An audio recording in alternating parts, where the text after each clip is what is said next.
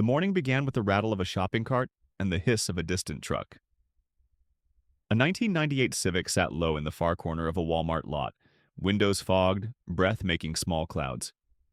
The air smelled faintly of fryer oil from the McDonald's across the road. Inside the car, a black teen counted and recounted.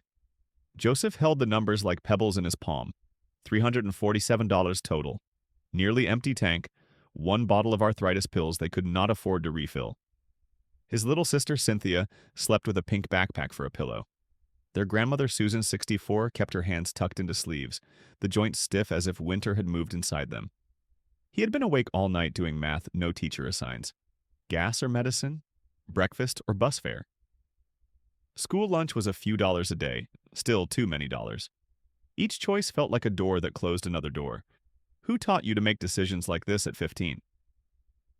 28 days earlier, the landlord changed the locks. Joseph picked medicine over rent and pretended that was strategy, not surrender. It's temporary, he told Cynthia, like camping. He told Susan he had something lined up. He said it often enough that, for a second, he believed it himself. Agency looked small but constant.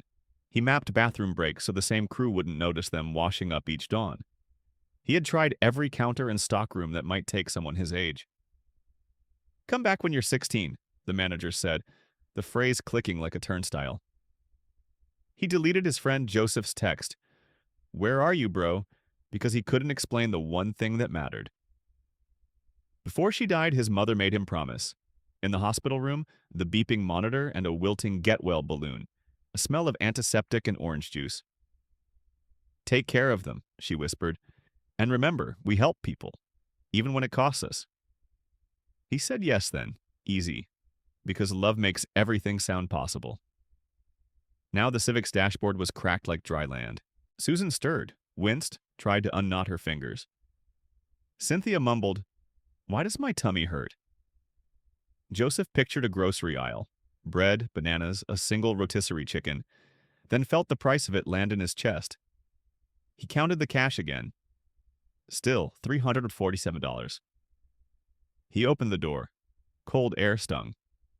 Across the street, a man in a torn coat shivered near the McDonald's entrance, eyes on the steam curling from beneath the door. A passing patrol car idled at the light. The radio's static bled into the morning. Joseph watched the man's hands shake. Hunger recognizes itself. He crossed the road. "Sir," he said, voice flat from no sleep, "you look like you need something hot." Agency can be as small as a sandwich and as large as a decision. He reached for the door, already picturing coffee, fries, anything warm enough to make a difference. What Joseph didn't see, a flash of metal tucked under a frayed cuff. A watch, heavy and out of place. He didn't see the life behind it or the consequence ahead.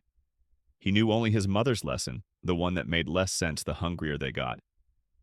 Do right anyway. "Are you sure?" the man asked, the question soft, almost embarrassed. Joseph nodded. "We'll be fine." He said it to a stranger and to himself.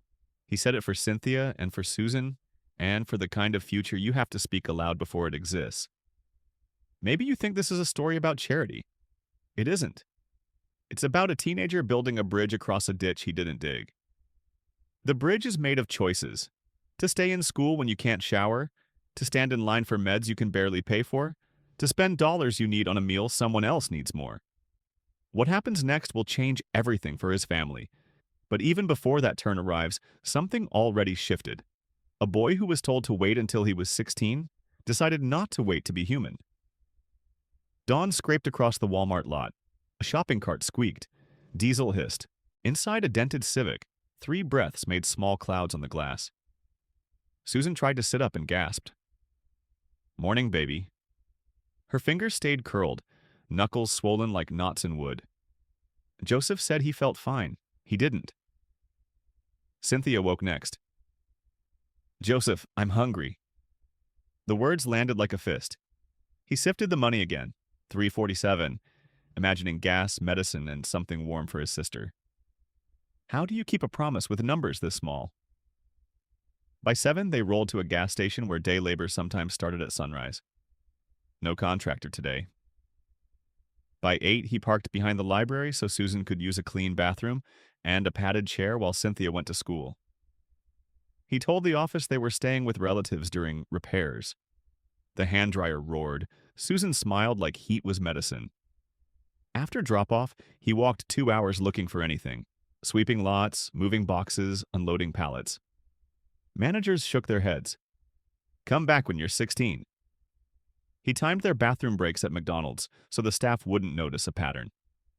Joseph texted, "Where you at?" Joseph deleted it. Some stories don't fit on a phone screen. By 11, they were in the corner booth with free Wi-Fi and a cracked red tabletop. Coffee steam drifted. The fryer beeped like a metronome.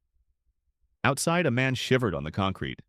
Torn coat, matted hair, hands shaking hard enough to spill an imaginary cup.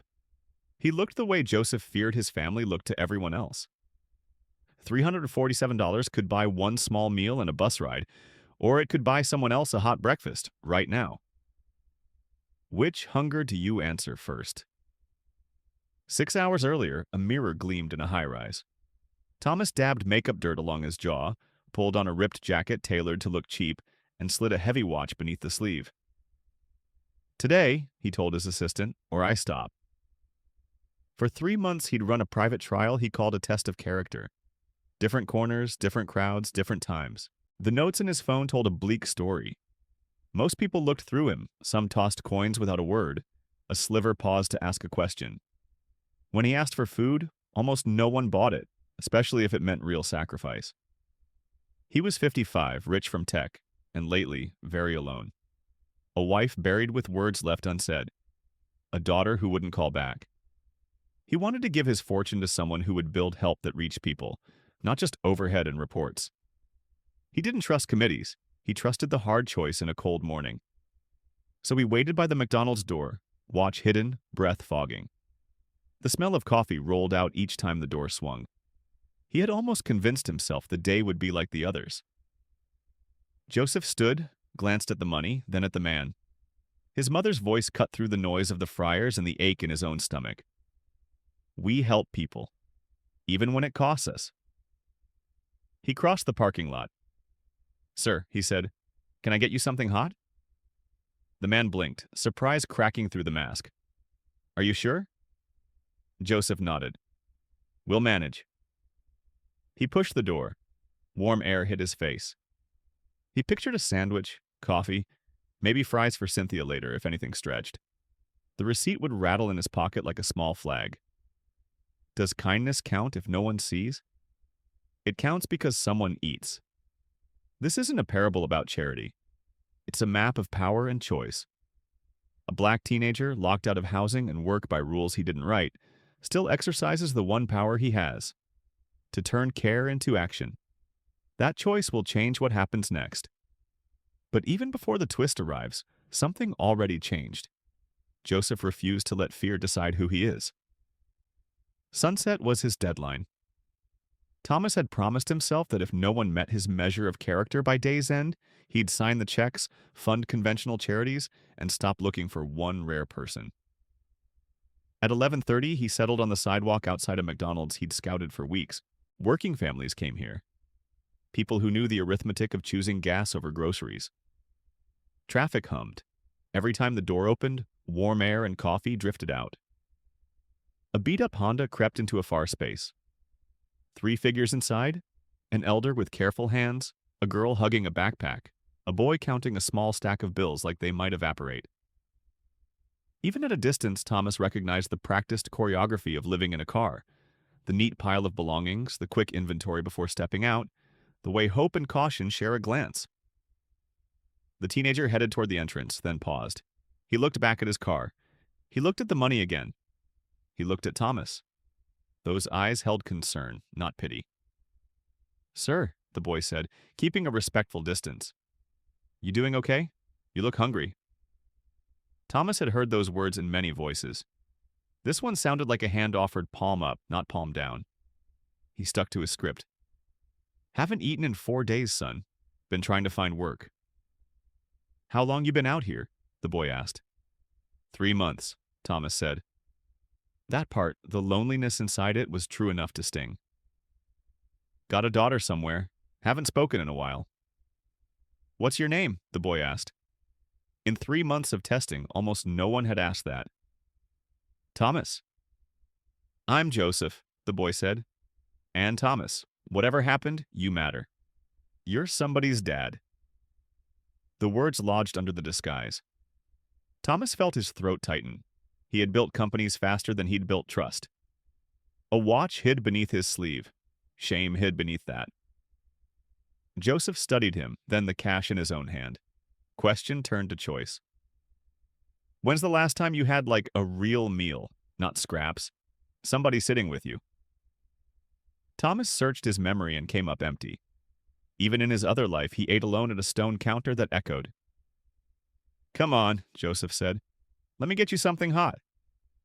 Agency can be small and brave at once.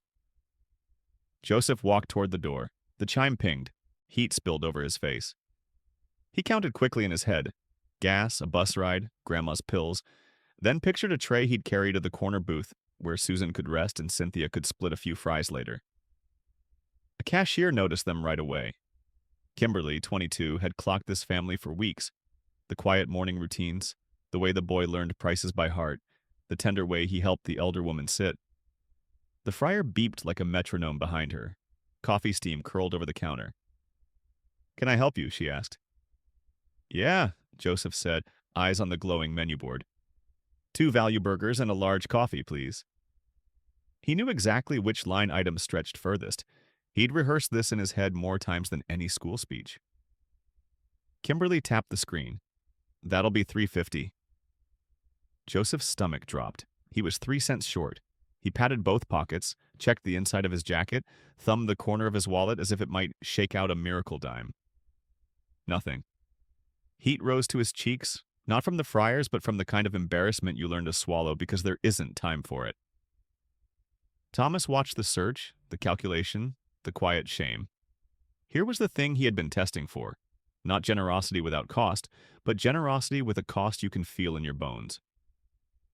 He wondered if the test needed to end at all, or if the point of it had finally, mercifully, arrived. What do you do when kindness and survival stand on the same dollar? Joseph felt the heat rise in his face. He had promised a meal and come up 3 cents short.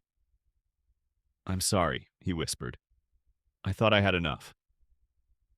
The coffee steam curled between them like a thin veil. Kimberly watched from the register. She'd seen this boy count coins for weeks, careful as a surgeon. Her hand moved to the tip jar. Don't worry about the 3 cents, she said, voice low but firm. A quick tap on the screen. The order went through. Agency can be the smallest nudge. It still changes the day. The tray arrived. 2 wrapped burgers, 1 large coffee. Joseph carried it to a corner table where the tile was cleanest and the light was soft. He pushed both sandwiches across to Thomas. These are yours. Eat up. The act was plain. The consequence wasn't. What about you? Thomas asked. His sleeve hid the watch. It couldn't hide his surprise. I've got the coffee, Joseph said. That's plenty. It wasn't. His stomach clawed like an empty drawer, but he'd given his word. What do you do when hunger and honor weigh the same? Thomas lifted the first burger. He ate slowly as if slowness could show respect. Nearby, an elderly couple, the Andrews, paused their conversation. At the far booth, a knot of teens stopped scrolling, screens dimming as they watched the quiet exchange. One girl tilted her phone, whispering, "This is beautiful." Joseph, Thomas said between bites, why would you do this? You don't have money to spare. The fryer beeped on cue. Somewhere, a chair scraped the floor. Ordinary sounds built a small chapel around the question. My mom taught me, Joseph said. Hungry people can't think straight. You said you've got a daughter to get back to. She needs you thinking straight.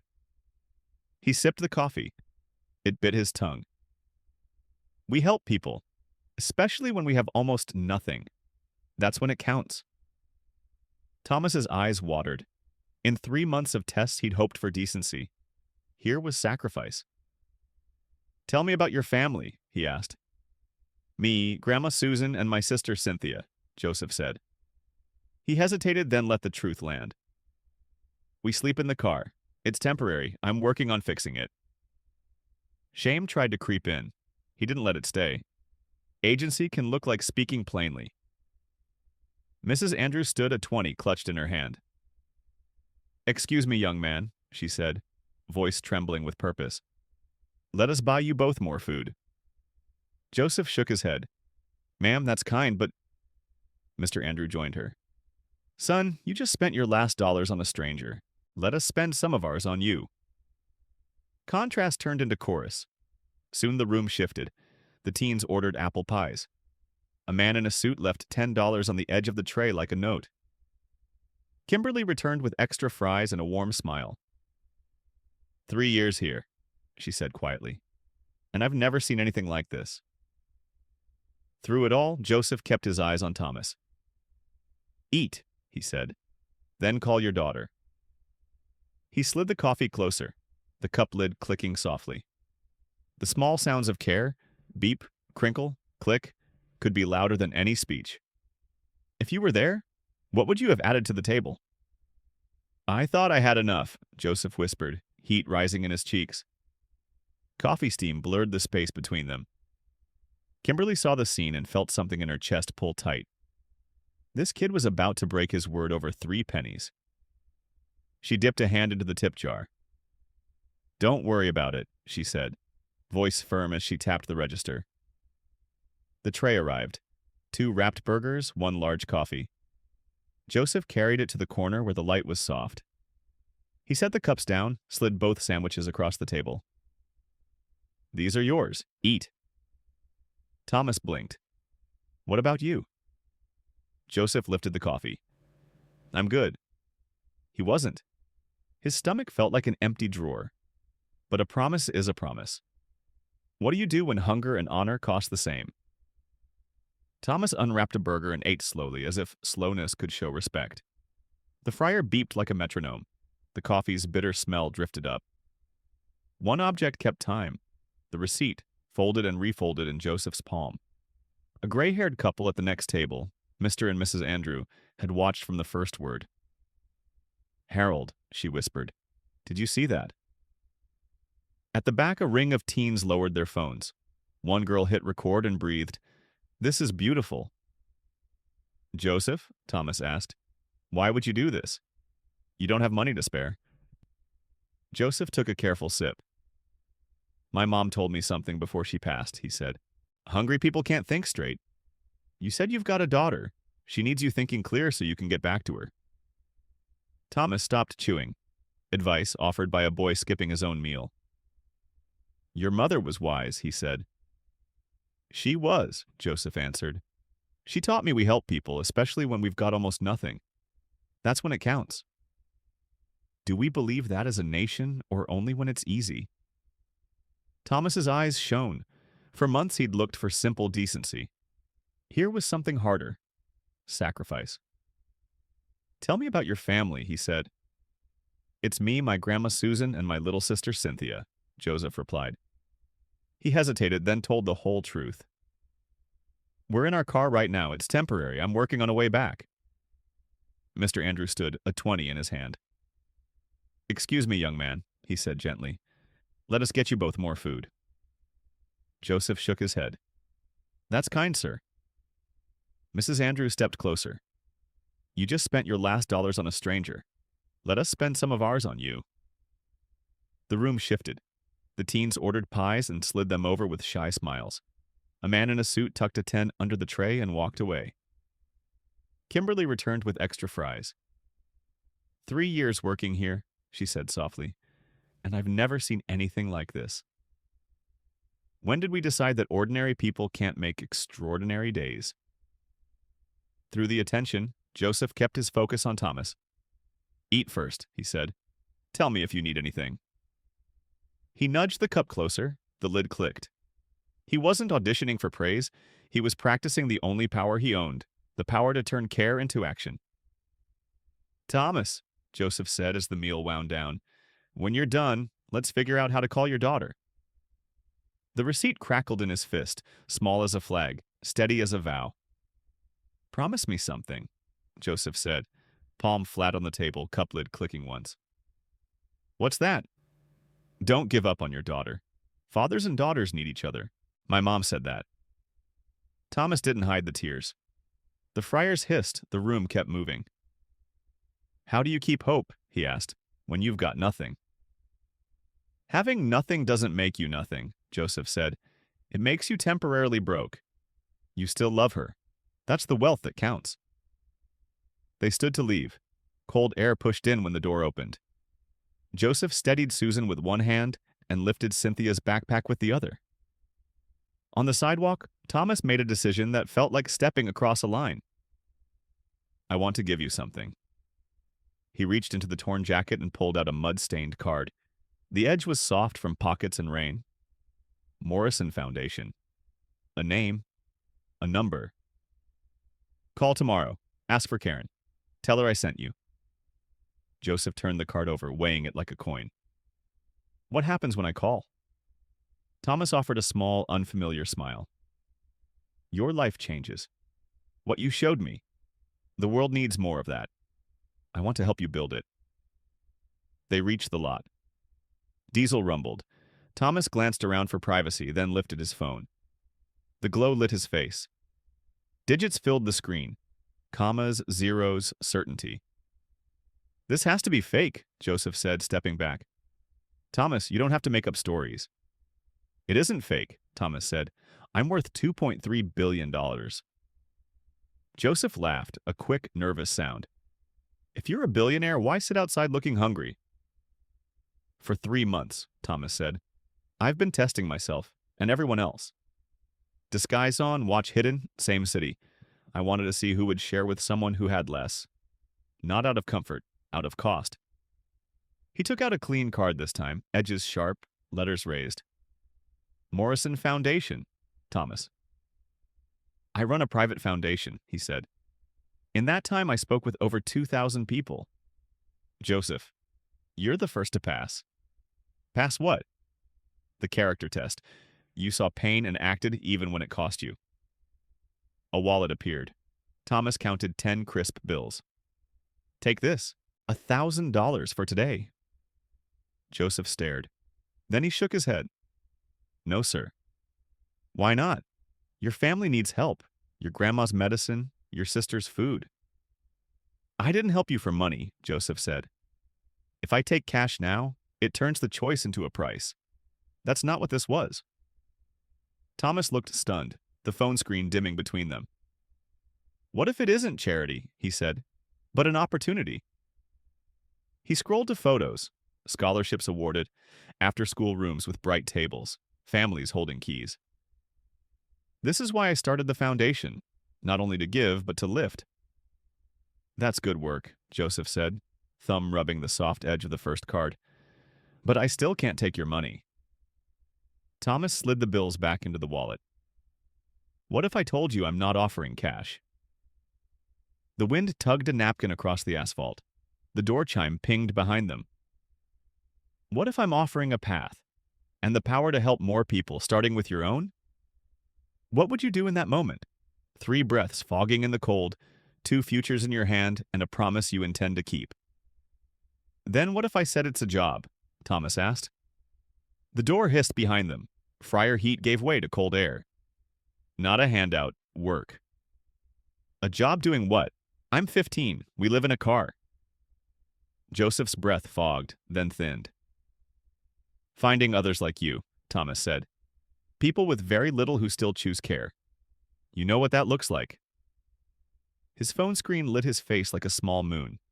Joseph studied the worn business card. Mr. Morrison, I don't know foundations. I'm just trying to keep my family together. You know character, Thomas answered. You know what hunger sounds like and what dignity looks like. He pressed the card into Joseph's palm. Keep this. Think it over. Either way, your situation changes. It's not charity, Thomas added, voice steady now. It's an investment in the rarest asset I've seen in 30 years, human goodness. He turned and called. Karen, it's Thomas. I found him. Prepare the full package. The call clicked off. He flipped the card and wrote an address. Tomorrow, 9 a.m. Bring your grandmother and your sister. The ink bled slightly on the paper. Joseph read the letters twice, then 3 times. Back in the Civic, the air smelled of old upholstery. A streetlight buzzed overhead. "Grandma, I met a man," Joseph said, sliding into the driver's seat. "He says he's rich, says he wants to help." Susan rubbed her swollen knuckles. The fabric of her sleeve rasped. "Baby, rich folks don't linger at McDonald's to chat with homeless kids," she said softly.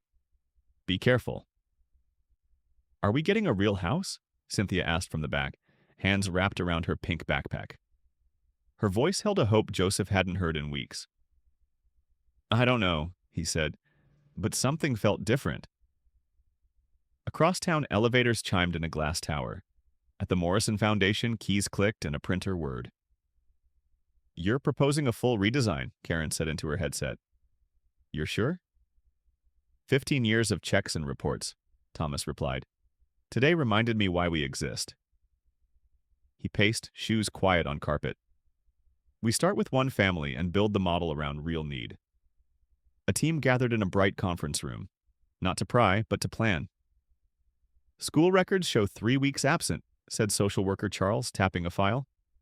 "Grandmother's disability application denied twice." He glanced up. "The little one shows signs of malnutrition." "This can't be piecemeal," said Dr. Nancy, the medical director. She set a stethoscope case on the table. "They need housing, healthcare, school support, transportation. The works." In the Civic, Joseph angled his cracked phone toward the light and searched the foundation's name on free Wi-Fi. Logos, photos. A building he'd seen only from the bus. He traced the raised ink on the newer card with his thumb. A black sedan rolled past the lot, engine low, headlights soft. Joseph watched it in the mirror. Purpose hummed in the way it moved. He didn't know anyone inside. He did know the feeling of being seen, and, for once, not as a problem to be managed. At the restaurant, manager Amanda answered a call. "Yes, Joseph," she said, a hand over the receiver as the ice machine clattered. "Polite. Keeps to himself. Helps his grandma settle before he sits. Been coming for weeks." Night pressed in.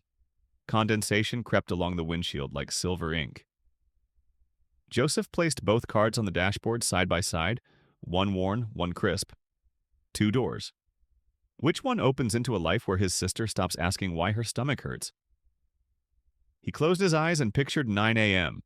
The elevator ding, the smell of lemon cleaner, Susan on a chair with a real back. A simple image. A key on a ring. Could he say yes without becoming someone else? Could he carry this offer and keep the promise he made in a hospital room? "Tomorrow," he whispered to the quiet car. "We show up." At 9 a.m. sharp, the elevator doors slid apart with a soft chime. Lemon cleaner hung in the air. Joseph guided Susan and Cynthia into a conference room wrapped in glass, the city spread below like folded blue paper. A woman in her 40s stood to greet them. "Good morning, Robinson family. I'm Karen, director of the Morrison Foundation. Please sit." The mahogany table reflected the light like still water. Around it waited a small team. Dr. Nancy, medical director, Cynthia, legal, Charles, social services. At the head sat Thomas. No torn coat now, just a sharp suit and a steadier posture. Cynthia tugged Joseph's sleeve, whispering, "Is that the same man?" Joseph stared, then found his voice. "Mr. Morrison?" Thomas smiled. "Thank you for coming. I know this is a lot." Karen opened a thick folder. "What Thomas told you yesterday was true, but not complete. For 3 months, we conducted Operation True Character." Cynthia added, "We documented every interaction. We looked for people who practiced kindness when it cost them." "Doctor," Torres leaned forward. "In 90 days, Thomas approached more than 2,000 people. Most looked away. Some offered coins. Very few offered dignity."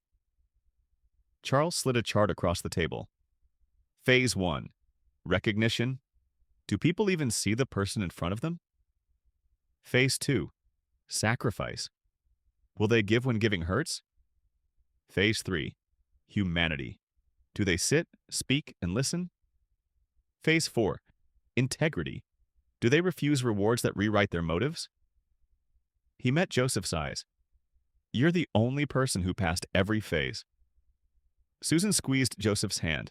Her fingers shook, but the grip was sure. He's been like this since grade school, she said. Gave away sandwiches, came home hungry. Thomas's voice caught. That's exactly it. But there's more. Karen set a second packet on the table. We're not only a grant maker, she said. We've been searching for leaders who will distribute resources based on character, not just credentials. Cynthia nodded. Leaders who understand both poverty and generosity from the inside. Joseph's stomach fluttered. The city glittered behind Thomas's shoulder. I'm just a kid, he said. We sleep in a car. Exactly, Thomas answered, stepping to the window. Many charity decisions are made in rooms like this by people who've never counted out their last dollars or slept upright. Lived experience changes the math. A laptop clicked open. Dr. Torres spoke gently. We reviewed what support would actually help. Immediate housing, medical care for Susan, school continuity for Cynthia, transportation, documents, comprehensive, not piecemeal. Joseph lifted his chin. If we say yes, what happens today? Where do we sleep tonight? The question hung in the quiet like a bell. Thomas turned back to them. I made a decision yesterday. We're creating the Morrison Character Foundation. $100 million dedicated to finding and backing people like you. It starts here with your family's stability. Karen smiled. Housing first. Clinic visit this afternoon. School liaison already briefed. We move now. Joseph looked at the glass, then at the folder, then at his grandmother's hands. A hum from the vents filled the pause. He pictured the Civic's cracked dashboard and Cynthia's pink backpack. He also pictured a key on a ring. Okay, he said, voice steady. Let's do this. But I want to help choose who gets helped next. Agency found a chair at the table and sat down. We want you to help us run it, Thomas said, tapping a folder edge flush. Not as a mascot, as a decision maker. Joseph glanced at Susan's hands, then at the window's white glare. I don't know foundations. I barely know how to keep my family fed. Charles leaned in. You know the shape of struggle, the cost of staying in school, the trade you make when you choose your sister's dinner over your own. A pen clicked once, then stilled. Cynthia slid a proposal across the table. This isn't only about your family. We plan to replicate your story nationwide. The Morrison Character Initiative will identify 1,000 young people like you over 5 years. She let the numbers sit in the quiet. Dr. Torres added, each person gets full educational support, family assistance, and leadership training. Housing, healthcare, mentors, the whole bridge, not a few planks. The HVX whispered through a ceiling vent. Could one morning really bend a life like this? Thomas faced him. Yesterday you gave me your last 347. Today I'm offering you tools to lift thousands of kids standing where you stood. Cynthia finally spoke. Does this mean Joseph gets famous? Laughter broke the air. It means he helps change the world, Karen said, smiling. Why me? Joseph asked. His voice thinned, then steadied. In 30 years of business, Thomas said, I've never met someone who would literally go hungry to feed a stranger. That's not a headline. That's character. Susan rose with effort. He's cared for us since he was 12. No complaints. Cynthia nodded. He gives me his food. Silence widened. Joseph looked from face to face, then back to family. If yes means fewer kids sleep in cars and fewer grandmothers choose pills or dinner, then yes, I accept. Relief moved around the table like a breeze. Welcome, Thomas said, offering his hand. Your real work starts now. Karen fanned open a stack of documents. Everything begins today, not next week. Today. The word landed like a promise. Cynthia set down a ring of keys that clinked against the mahogany. 2 moving trucks are en route. You'll see your furnished 3-bedroom in 2 hours. Dr. Torres tapped a tablet. Calendars bloomed. Susan, rheumatology this afternoon, plus physical therapy and pain management. We'll coordinate transport. Charles turned to Cynthia. Riverside Academy has a spot waiting. You start Monday. Cynthia's eyes went wide. Do I get my own room? Karen laughed. Your own room, your own desk, and more books than you can finish in a year. A thin smell of fresh coffee drifted in from the hallway. Joseph rubbed the card's raised ink with his thumb.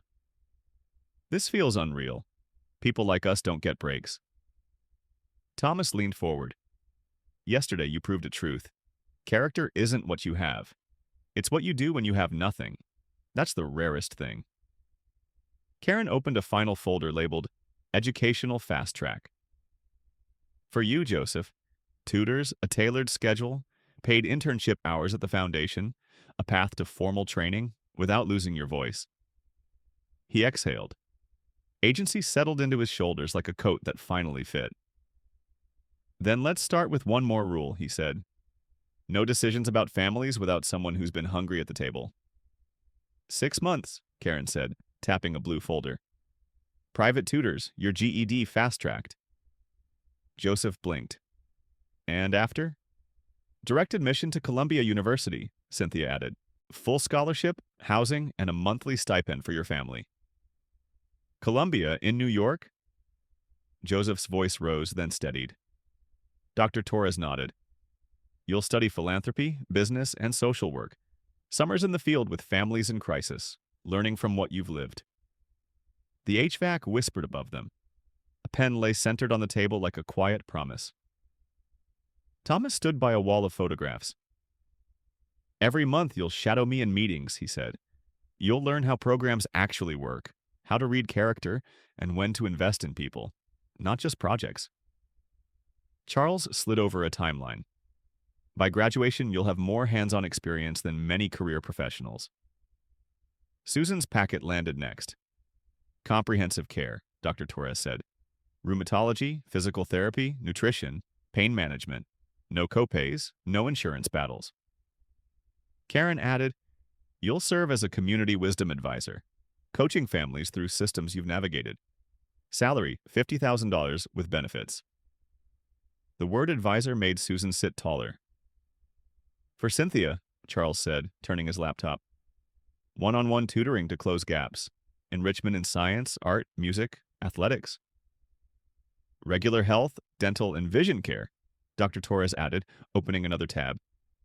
And an education trust of $500,000 that compounds until college. Cynthia grinned. Do I get a desk? Your own room, Karen said, laughing. And a desk with a lamp you can claim. Thomas returned to his chair. The centerpiece launches with you, he said. The Morrison Character Institute. Your title, Founding Youth Director. Karen spread an org chart. We'll build standards around the traits you showed yesterday. Sacrifice, dignity, integrity, hope, and consistent care. Cynthia tapped a map dotted with pins. We'll identify others like you and give them the same all-in support. We start in your old neighborhood, Dr. Torres said. Too many cars as bedrooms. Too many grandmothers choosing medicine or dinner. We will find them. Karen pointed to a second map. Goal: end family homelessness in your district within 5 years. Replicate in 50 cities within 10. A bold target, a real clock. Could character scale? Board meetings, budgets, planning cycles, Cynthia said.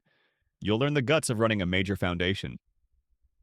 Conferences, site visits, time with social entrepreneurs, Charles added, and leadership training that keeps you close to the ground. By 25, Dr. Torres said, you'll have the tools to lead anywhere you choose. Thomas's voice softened. And mentorship. 24/7. If you hit a wall, call me. Joseph glanced at Susan's hands, then at Cynthia's backpack on the chair. He touched the blue folder. Its edge felt cool. If I say yes, he asked, can I help choose who's next? No decisions about families without someone who has been hungry at the table. Karen smiled. That's the point. Reader, what would you do here? Hold tight to survival or reach for a plan that asks more of you? Joseph exhaled. Then we start today, he said. The pen finally moved. In 10 years, when you're ready, you'll take over the entire foundation, Thomas said. The words landed like a bell. $2.3 billion redirected by character. A pen lay in the center of the table waiting. Joseph's throat tightened. What if I mess up? What if I'm not smart enough?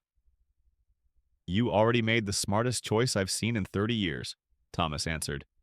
You chose someone else's hunger over your own. Susan stood slowly, tears bright. Baby, you've done impossible since 12. This is a different kind of impossible. What would you do with a promise that big? 6 months later, the transformation felt ordinary in the best way. A washing machine hummed in their apartment. The kitchen smelled like tomato soup. Susan had a chair with arms and a small tray for her meds, and specialists who spoke to her like a partner. Cynthia's room looked like a library spilled open. Paperbacks stacked like bricks, a telescope by the window, a small globe on her desk. She went from underweight to honor roll leader of the science club. Her laugh carried down the hallway like music. Joseph changed most and somehow not at all. He wore a navy suit to foundation meetings, but still took the bus to visit families in cars. He finished his GED in 3 months. Perfect scores, his tutor said. He started Columbia Online while working full-time, eyes on spreadsheets and neighborhoods at once. By spring, he had identified 47 young people whose choices mirrored his own. He met Jason beneath a concrete bridge, the air smelling of rain on dust. Jason spooned soup to his diabetic mom and tore a corner of bread for a stray dog. Now he studies engineering. She sees a doctor who knows her name. He met Sharon at a shelter nursery where she rocked other people's babies after a double shift. The program covered childcare and housing. She enrolled in nursing school. He found Joseph running a pickup league with borrowed balls and the promise of his own shoes as prizes for kids who stayed in class. Joseph now mentors younger players and studies criminal justice. The work looked like listening, then lifting. The initiative grew faster than any chart predicted. The original 100 million became 200 million within 6 months as donors watched results. 25 cities launched pilots. Partnerships formed with 50 foundations. Inquiries arrived from 15 countries asking how to adapt the model. Can character scale without losing its center? Local change showed up in small numbers and big ones. College applications rose sharply in target neighborhoods. Reports called it a 400% jump. Student volunteer hours spiked. Some said 500%. 200 schools added character assessments beside grades.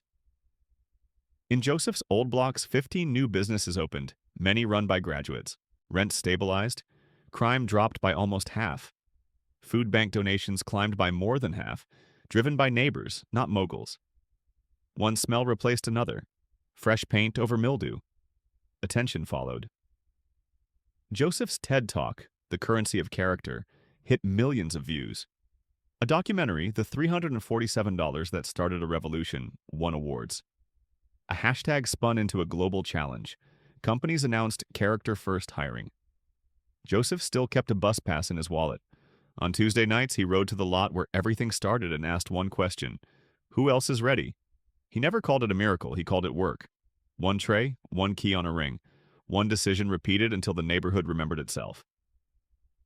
If you had to choose right now between saving face and saving someone, what would you do? Press releases multiplied. A fast food giant announced a kindness scholarship in Thomas's name. A business school built a leadership track around character. Lawmakers floated a bill. Agencies copied the model. Even the UN took notes. The air inside those rooms smelled like toner and new binders. But the loudest shifts were quiet. Teachers turned character spotting into homeroom rituals. Neighbors started watch lists that looked for need, not blame. Churches compared notes before crises hit. Teen mentors paired up with kids on the edge. Restaurants taped pay it forward envelopes near the register. None of it needed a podium. Thomas changed too. He moved into a smaller place. He called his daughter, Cynthia, and this time listened more than he spoke. She joined the foundation full-time. He began giving away nearly everything he owned and talked on campuses about wealth with purpose. His watch still ticked. His calendar felt different. The data came in waves, dizzying and hopeful. Hundreds of full scholarships, near-perfect GPAs, graduation rates that dwarfed district averages. Families moved from cars to leases. medical debts erased. Local stations aired weekly updates. Magazines profiled Morrison kids, building gardens, tutoring, fixing bikes for neighbors. Social feeds filled with small, stubborn acts: a shared lunch, a spare coat, a bus pass left for the next rider. And then the numbers spilled over their containers. Poverty eased in several blocks. Volunteer signups ran waitlists. Elementary students asked, "How can we help like Joseph did?" None of it fit neatly into a spreadsheet. The smell of fresh paint replaced mildew in hallways that had no paint the year before. Exactly 1 year from the day he'd pushed 2 burgers across a table, Joseph returned to that McDonald's for a community meeting. Evening light buzzed in the neon. The fryer beeped like a metronome. He wore a Columbia sweatshirt and carried a stack of flyers that still smelled like ink. Near the door, a thin boy in an oversized hoodie counted coins with fierce attention. The plastic cup on the sidewalk rattled when he shifted. Joseph saw the careful math and felt his own past sit beside him. "Hey," he said softly. "You doing okay?" "I'm fine," the boy snapped, guard up. "What's your name?" "Angela. Why?" "I'm Joseph, and I think maybe you're hungry." "I don't need pity," Angela said. "Pride lives where dignity is thin." "It isn't pity," Joseph answered. "It's what people do for each other." He held the door. Coffee warmth rolled out. The door chime sang a small welcome. Over fries and a hot sandwich, the story emerged. 2 months in a car with an uncle who refused to ask for help. Odd jobs for medication. School when possible. Sleep when luck allowed. "Most folks act like we're invisible," Angela said. The ice in Joseph's cup cracked. He remembered that sound. "Exactly a year ago," Joseph said, "I sat where you're sitting, counting my last $347. Angela blinked. "For real?" "For real. I made one choice that changed everything." Joseph slid a card across the table, his title now printed beneath his name. "Youth Director." He pointed through the window where Thomas sat with a quiet nod. "See that man? A year ago he looked hungry, and he was a billionaire." Angela stared, halfway between doubt and hope. "Adults always say things will change." "They change faster when we move together," Joseph said. "Tomorrow, 9 a.m. Call this number. We'll show up with you. Tonight, you and your uncle eat." Outside, the lot smelled like rain on warm asphalt. Inside, the receipt crinkled. Small sound, large promise. Systems had shifted, laws had stirred, headlines had flashed, but the proof, as always, was a tray, a name, a seat at a table. Angela studied the card, then Joseph, then the man at the window. "You mean this is real?" "It's real," Joseph said. "But here's the secret. Kindness matters even if nothing comes back." Angela clutched the card like a lifeline. "What if I'm not special like you?" "You're 14, Joseph said. "You're homeless and still show up to school. You work to buy medicine. That's already rare." The neon hummed. Coffee drifted from the counter. Joseph nodded toward the corner booth where Thomas lifted a hand in quiet hello. "We'll stand with you," Joseph said. "Tonight you eat, tomorrow you call." As Joseph stepped away, Angela pressed his forehead to the glass. Outside, the lot smelled like rain on warm asphalt. Inside, Thomas took Joseph's hand, a small handshake with long shadows. "Hope moves like that, hand to hand, table to table." "Maybe you think this is about luck. It isn't. It's about a choice made on an ordinary night with a growling stomach and a stranger's need. Who are you when no one is keeping score?" A boy shared his last meal and didn't know who was watching. The result wasn't magic, it was momentum. One tray turned into a blueprint. One voice made room for others. The math of care is stubborn. When you have almost nothing and share it anyway, you don't become less. So ask yourself, what if your next small act becomes someone else's turning point?